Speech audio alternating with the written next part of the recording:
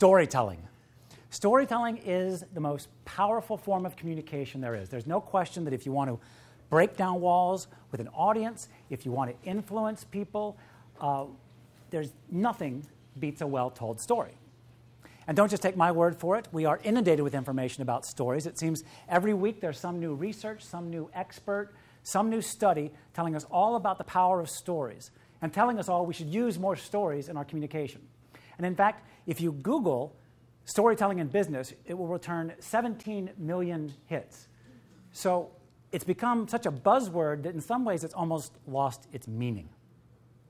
And so one of my complaints is a lot of people talking about storytelling, but nobody ever really stops to explain what a story is, let alone giving you tips to help you find and shape and tell good stories.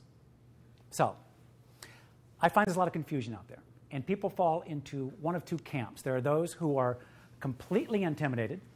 They're like, oh, I couldn't begin to tell a story. Storytelling is for novelists and songwriters and folksy cowboys telling tall tales around the campfire.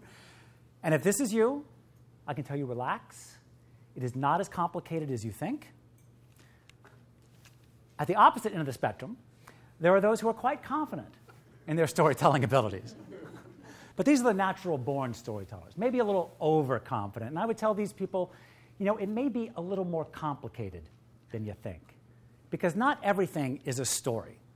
A quote from Winston Churchill is not a story. Even, dare I say, a quote from Steve Jobs is not a story. A customer testimonial may not be a story. A picture of a dog in the rain may not be a story. Only a story is a story. Stories contain certain essential fundamental elements. And if you lack those elements, you're going to diminish your impact and disappoint your audience. Because we're all very story savvy, as you'll see. We have a lot of expectations when you say, I'm going to tell you a story. And if you don't deliver, it's going to be a problem.